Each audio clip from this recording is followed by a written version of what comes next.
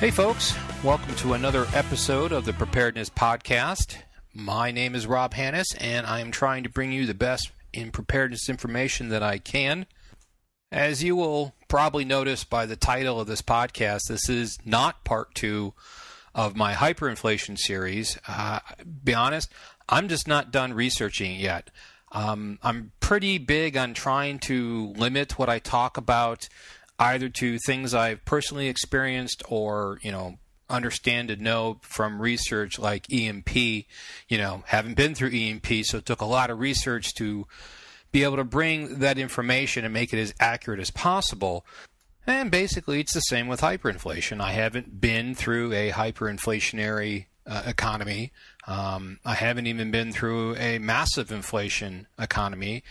We had some stuff in the 70s when I was a little kid, but I don't particularly remember it, and I don't think it's been quite the same. So a lot of research is required, and just when I think I've got everything, I come up with a what if question, and I go research it to find more. So not quite done yet. I hope to be done for the second podcast of this week, which is right now when I'm scheduling to do part two. Today, what I'm going to do is I'm just going to kind of kick back a little bit, something a little bit more casual for me, which will be a little bit easier for me to get out because I don't have to worry about making sure that everything I say is well done, and I'm not going to go back and redo a lot of these clips if I make a mistake. I'm just going to keep rolling, and I hope you're okay with that. For this podcast, what I thought I'd do is I would just cover some of the current events and some news that's going on, just as I haven't done one of these in a while, and I'm not really going to cover that many topics, but there's a couple here that I wanted to mention that I really haven't been able to get into any of the podcasts lately, so I thought I'd just take the time and cover those now. But before we get to that, of course, there's always, announcements and some housekeeping. I want to let you know, if you haven't, don't forget to sign up for our free weekly tips. These aren't your normal tips like, don't take wood nickels or don't eat yellow snow or something like that. These are like full-fledged articles, and it's exclusive content just for tips subscribers. If you've been getting these tips, I would love if you could send me a testimonial on what you think about these so we can share it with the rest of them, so the rest of the listeners, so they can kind of get an idea of what to expect. But you know what? Every week you're getting a new tip, and this is another thing that is taking time away from the Kindle book. But you know what?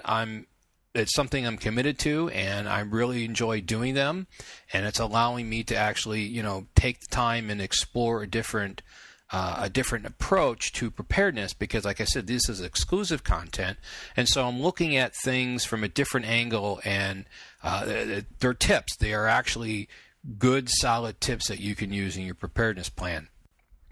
And honestly, I may actually touch on these topics in the podcast or the website at some point. I mean, preparedness is not nuclear science. There is going to be a lot of repetition, but the tips themselves are really very thorough. They delve into the topic very thoroughly, and it gives me an avenue in order to explore some of these tips that I either forget to mention on a regular basis, or can expound on and give much more depth into them and stuff like that. So if you haven't signed up, go to the website, thepreparednesspodcast.com, and look for the newsletter navigation or the banner, and sign up. One of the things I wanted to cover here in the housekeeping section was the advertisement. When I stopped doing the podcast last year, one of the reasons was because it takes time and money to put these out. Even as a hobby, it still takes time and money. And basically, when I decided to relaunch the podcast, I wanted to make sure that the podcast could at least pay for itself. Ideally, it would be a revenue stream for me, but at the very minimum, it needs to pay for itself. And so I had two choices. I could either make it a subscription model, which basically means you, the listener, would have to actually pay to get the podcast, or I could take out some advertising and not take out advertising. I can get some advertisers and help pay for it that way. And that's what I chose to do, because I want to reach as many people as possible to try to help them get prepared as much as possible. And that means keeping this information free. But I want to point out, though, that I'm not just taking any advertisers simply because they wave money in front of my face. Each and every one of my current advertisers, and I fully expect that this will be ongoing. I don't see why I would change my values or ethics in this, but every one of these advertisers is either a friend of mine, somebody I've done business with in the past, or is currently selling a prep item that I own and use, or that I plan to own and use. Basically, what this means is that we are seeking out advertisers that have the items that you should be looking at anyways. When I say, hey, I think you should look at this item or this company or whatever, then I'm going to feel good knowing that I either use it myself, I own it myself, or it's on my to-do list to acquire for myself. And that's how I look at advertising. You can contact me, of course, through email at rob@prepcast.info. But you know what? Twitter and Facebook are pretty cool, too, if you're into that sort of technology. Facebook is facebook.com/preparedness podcast. But really what I find works pretty well is Twitter. When I'm flipping through my iPad using Flipboard, I have a lot of information I go through. When I see something that is really kind of cool or prep related or something that, I think my listeners should know about, I tweet it out. And so it's a really good way for me to pass along the information without having to take the time to write up a blog post or an article on it. I can just put it out there. Sometimes I'm going to want to make a comment on it, and I'll put it on the site, but a lot of times I just tweet stuff out. So if you're looking at a way to kind of stay on a day-to-day or more in contact with what's going on, I recommend the Twitter, and that is Prepcast, Prepcast is how you can find us on Twitter. There are still 2 preparedness expos next month that my wife and I are planning on going to. I think it's the first weekend of the month and the last weekend of the month. They're 2 separate vendors. 2 separate venues and promoters are putting these on. They are both in Mesa, Arizona, so if you live reasonably close or passing through the area, you may want to stop by. The easiest way I can tell you how to get the information is to go to my website, thepreparednesspodcast.com, and search in the search box for Prepper Expo, and you'll get some posts, and one of them will talk about the Arizona Survivalist Prepper Expo, and it'll have information for both of those. And just to be clear up front here, I don't know these promoters. I'm not getting any sort of compensation or anything for this. I just think that it's cool that, we've got 2 prep-related expos here, which means you're going to have a lot of vendors coming to one place, and you'll be able to shop and see the products and stuff like that. So that's why I'm letting everybody know, because I think it's a great way to go out and get some hands-on experience and even talk to some of the people that sell this stuff or even make this stuff in a lot of cases, and you can get a lot of good information directly from either the manufacturer rep it themselves or the people who really know the product, and they can answer a lot of these questions. My wife Amy and I are going to be there. We're going to be in white t-shirts with the Preparedness Podcast logo. Please feel free to stop us and say hi, because we'd like to maybe chat or something. Okay, just quickly here before we get to the few things I wanted to cover tonight, I want to talk about the sponsor for the show, and that is the buyemergencyfoods.com. There's still a few days left to get on this exclusive 10% off deal that they're running for us. It is if you order through or up to and through September 29th of this year, you can take 10% off your entire order, which still includes the free shipping.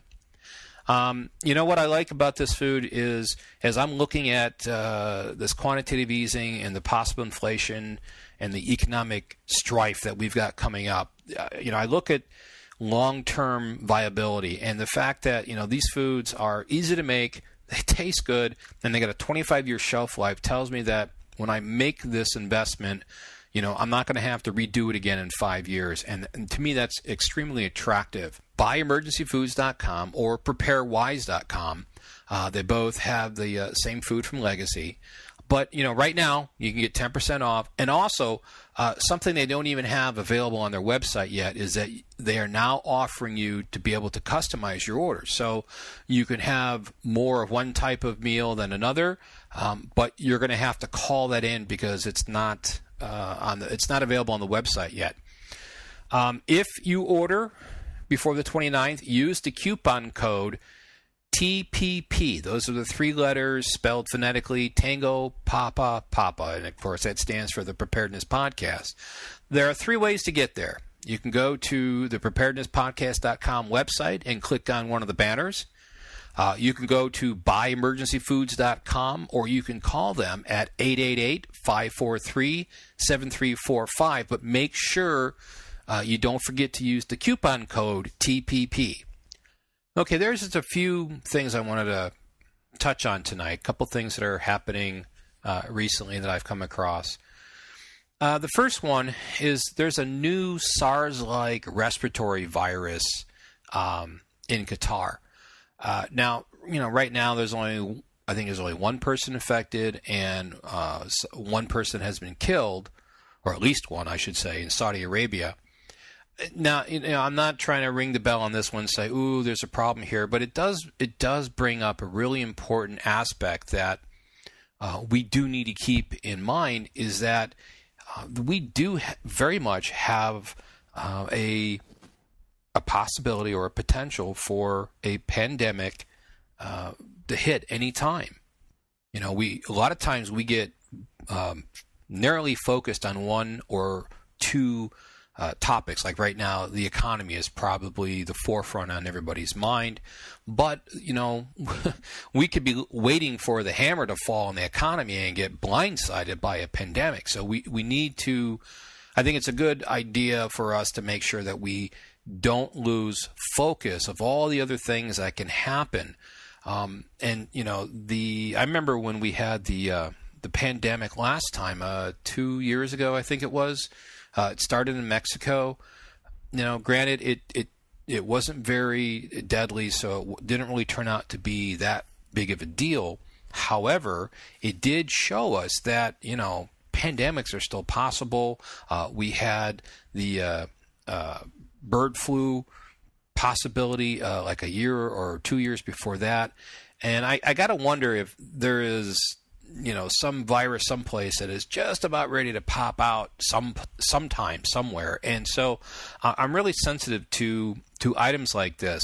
And again, this is nothing particularly special. However, it's a new novel virus, and that's what I look for, because that is what is going to most likely be what gets us, is something that we haven't seen before. So just another reminder that we still have that issue to deal with.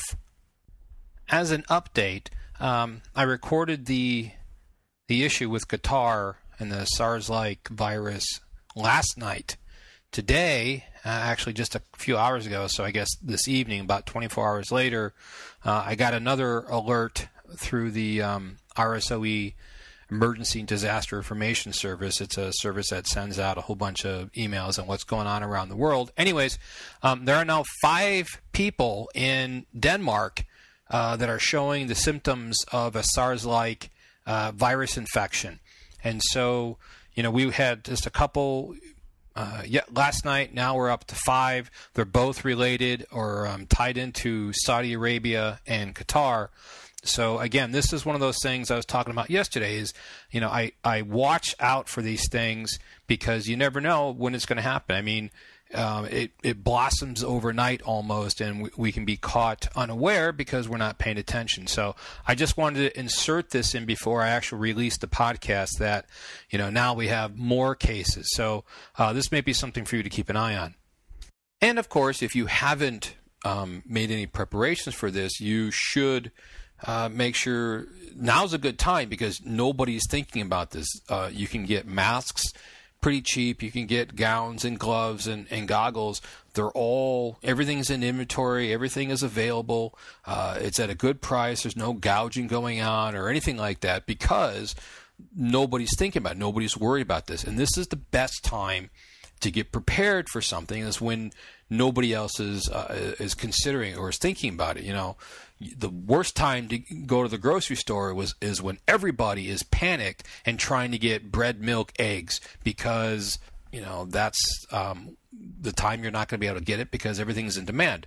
So, a good tip: go ahead and review your pandemic or infection control plans and make sure that you fill in any holes that may exist there. Okay, so this one is funny. Not really funny, but okay. Bankers are already calling for QE4. Can you believe this? This is a. It's not just on the economiccollapseblog.com, but this is where I saw the article. But you know, if you go search, it's all over the place. And man, they're already calling for QE4 because they don't think QE3 is going to be enough. Now, I already covered before that, you know, quantitative easing really only helps the bankers. So I think what we're looking at here is, you know, you got these Wall Street banker types looking at QE3, and even though they're going to print the $40 billion a month to buy these mortgage-backed securities and stuff, you know, it's easy money, but it's not enough. I mean, that's what, $480 billion a year. That's not even half a trillion. So these little bankers are whining, "Oh, it's just not enough. We want more, more, more."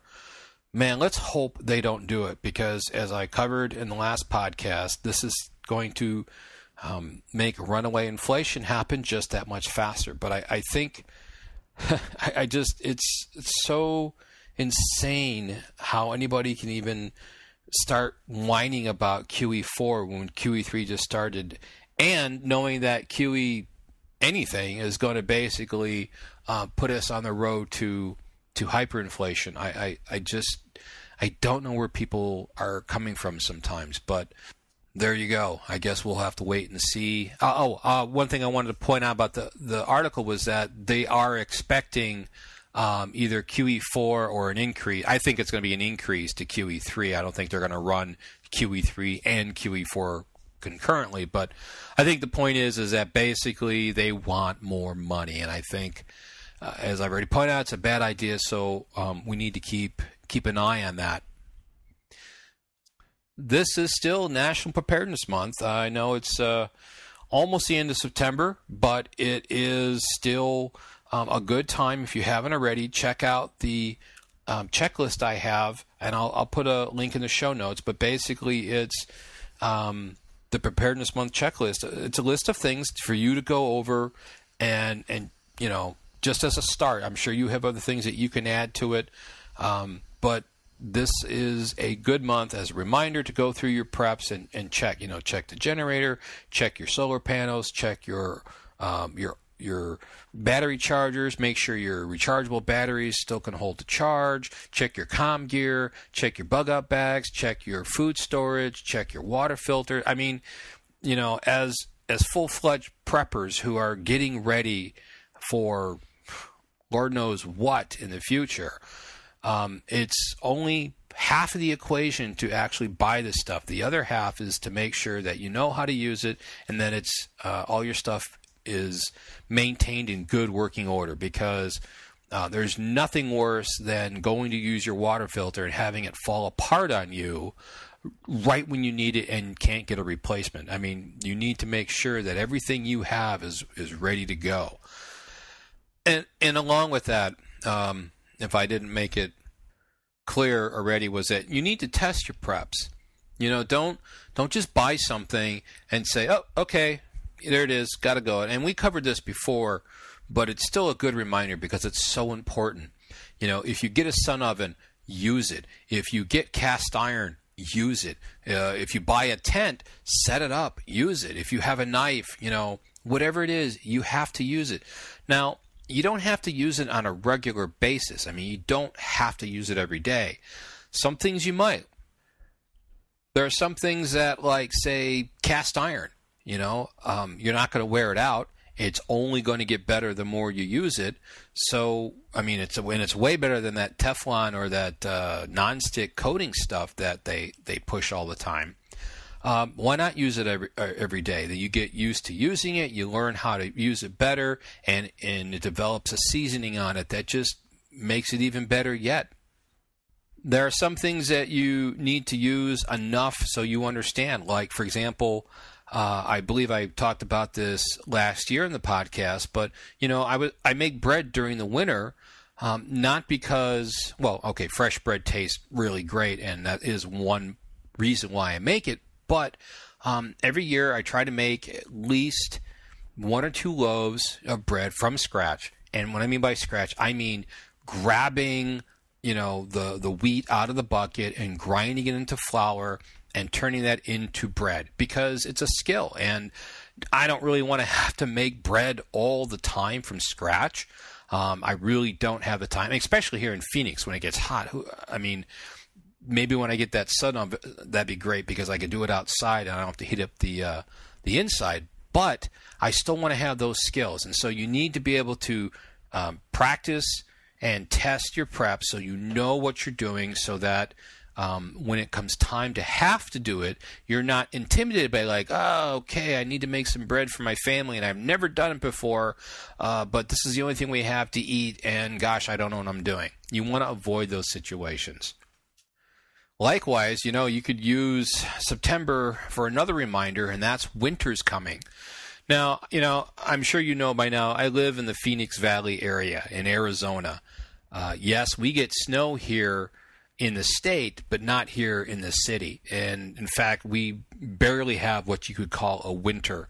Now, having been born and raised in Chicago, I'm fully aware and fully familiar with snow and the cold winters that just go on forever. But I've been here long enough now that I almost don't even consider the seasons.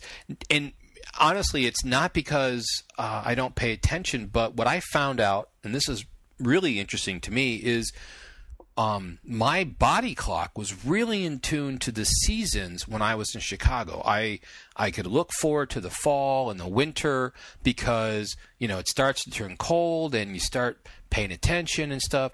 Out here, for the first probably 5 years I was here, my body clock was just completely out of whack because we didn't have those traditional 4 seasons that I grew up with. So I sometimes forget, that winter's coming. I mean, September to us, it was still 100 degrees today, and I was looking at the forecast, and I can see that the nightly lows are actually dropping into the low 70s and upper 60s, which I love to see, because that means even though the daily temperature may get into the upper 90s or even 100 or the low hundreds, it's not going to stay there that long. It's going to drop very quickly once the sun passes its zenith. So I like to see that. But, use September as your national checklist month. Check and test your preps. But also, start gearing up and getting ready for winter. Winterize your car. Make sure you've got an ice scraper and whatever it is you need. Make sure you put blankets and your winter kit inside your car. If you have snow tires or whatever it is that you normally have for your winter in your area, this is a good time to start thinking about doing that as well. The last thing I wanted to get to is an article by Matt Bracken, who is a former Navy SEAL. The name of his article is "When the Music Stops, How America's Cities May Explode in Violence." I'll have a link to this article in the show notes, and I highly recommend that you read this. It's a really frank look at what may happen in the near future when the government runs out of money or decides that they're no longer going to support a lot of the welfare that's out there. In this article, he talks about flash mobs, looting and riots and stuff like that. And basically, he makes a case that the spark for all this violence in the cities will be when the welfare cards, the EBT cards, flash errors. So when they go to be used, they're empty. They can't be used, like a credit card that's denied. And this is going to cascade into a series of violence that, quite honestly, will be inescapable for most of us, because as the cities basically don't have the resources, like food and stuff, they're going to be searching for it, which means that they will be coming to basically a town near you, a neighborhood near you, if not your neighborhood, and you need to be aware of this. Now, I find it very interesting, and I'm very happy to see him address this, because approximately 15 years ago, I was looking at some possible scenarios and what would happen and stuff, and I came to the conclusion that should there ever be a major crisis here in America, we are all going to be drawn into a race war, whether we want to or not. You could be, a completely non-racist person. It doesn't matter. And the reason it doesn't matter is because skin color is very easy to determine at a distance. You can't tell somebody's religion. You can't tell somebody's political leanings. You can't tell a lot of things from a distance. You can't even tell a lot of that just standing next to somebody. But you can tell their skin color from a great distance. And basically, the way I see it is you're going to have, when things get hard, say hyperinflation or economic collapse or whatever it is going to be, you have people, and this is, historical or history proves this at time and again, but people tend to band together that they're familiar with, I mean, we're programmed not to think this way, but basically, whites will stay with whites, Hispanics are going to group with Hispanics, etc. And so it's not a bad thing. That's just what happens. But you're going to have these homogenous groups banding together for survival. And this survival will probably, at some form, involve minorities. And this is what Bracken gets into, is minorities are going to attack or loot or take from the majority. Now, the minorities don't have to be blacks or Hispanics. It could be a white minority in a black neighborhood or a Hispanic minority in a white neighborhood. It doesn't matter. It doesn't matter what the colors are. All it matters is that you have a small group of people committing crimes against a larger group of people. And eventually what's going to happen is that these groups are going to basically, fight back. When a group of criminals comes driving through your neighborhood and starts shooting at up the place and looting and breaking and entering and home invasion and stuff like that, how long is it going to be before the other group that is having this perpetrated against them, how long before they start striking back? And that's the point of this, is that if you have a group of guys all the same skin color come driving through your neighborhood and they start shooting at you, you have two choices. You can either die or you can shoot back. And that's how we're all going to be dragged into a race war. And I just want to clarify, this is not something, I'm looking forward to or hoping or anything like that. And I'm not trying to pin any sort of, blame or guilt or fingers at anybody here. But this is just the reality of the situation. When society reaches a point of despair and destitute where the police can no longer provide the law enforcement that we're used to, and we live in a lawless or a near lawless society where the cops only respond if somebody's bleeding from a gunshot because they're so overtaxed, these are the things that you're going to have to be thinking about. I'm sure I probably butchered Bracken's article, and I apologize to him for doing that, which is why I'm putting the link in the show notes, and you'll be able to go read the article yourself. These aren't always the easiest thing to talk about, because there's always somebody who thinks you're trying to demonize one group of people over another, and not doing that. But I do think this is something that needs to be talked about, because this is something that you should consider as part of your preparedness plan, because these things do happen. Bracken goes into more in depth on this and covers, about mixed neighborhoods and stuff like that. And it also addresses, what happens when the police are, overtaxed. I mean, the thin blue line is called a thin blue line because it only works when everybody, or nearly everybody, decides to obey the law. When you have even a very small minority of people who aren't obeying the law, the police forces are nearly ineffective. And he covers that, which eventually leads into neighborhood defense, which I think is extremely important and you should be thinking about right now. Now, it'd be great if you lived in a neighborhood that was mostly filled, or even filled enough preppers and survivalists that you could form a neighborhood militia, so to speak, if you wanted to use that word, or even if you had enough, ex-military, and they knew the value of having at least some sort of rudimentary neighborhood watch in place. And I don't mean just those signs that you see on the street. I mean a real actual watch. Chances are you're not going to be able to do this now. That's because nobody is really concerned about it. However, if the violence breaks out from the cities, the urban environments, and they come to your neighborhood and, loot, pillage, murder, rape, it doesn't matter, you're going to want to do something about it. And that's the time when you're going to need a neighborhood watch. When the police are no longer effective in being able to stop this sort of crime wave, then your neighbors are going to be able to do it.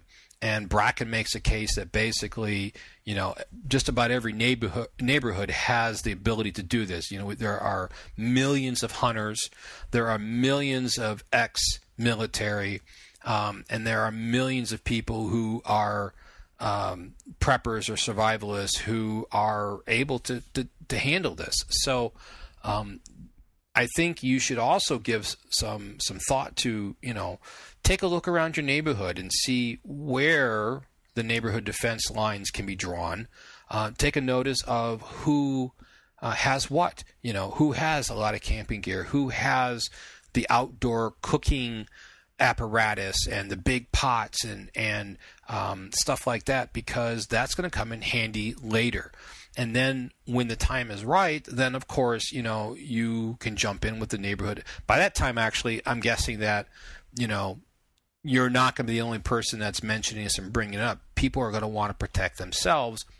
And as soon as they realize that basically their safety and protection is up to themselves, you're going to find that these neighborhood defense forces are going to pop up all over the place. Now, I'm hoping that you're not saying, Rob, wow, you really went off the deep end here. But you have to remember that we're not talking, nobody can get orange juice. We're talking no food. You can do some research on the internet about starvation trials and see what people do when they're really hungry. And you'll get an idea that basically we never, ever want to have a food problem in this country, because it's not good. People do wacky things, and they're going to crime's going to increase. And we're not just talking about knocking over a food stand. We're talking about home invasions. They're going to come in with AK-47s, and they're going to bust down your door, and they're going to steal everything you have, and you'll be lucky to get away with your life. As bad as that sounds, that's the reality of the situation that we may be facing, and you need to prepare for this now. In addition to, like food stores and stuff like that, you need to look at beefing up your home defenses. You need to be looking at how to keep yourself safe when you're traveling and stuff like that. I mean, we have time. The economy is not going to collapse next month. At least I certainly hope it doesn't. It's probably not likely. But since we don't know when, you need to start looking at this stuff now. And that's what this podcast is about. It's about projecting out in the future, looking at current events, looking at what could happen, looking at the signals and the red flags that are being sent up, and making some educated guesses on what might be happening in the future and how we can prepare for that now. And I hope that that's what you're learning by listening to the podcast. I do appreciate you downloading and listening to it. Any comments or feedbacks you want to send to rob@prepcast.info, I'd love to read them. Well, until next time, folks, enjoy life and stay safe.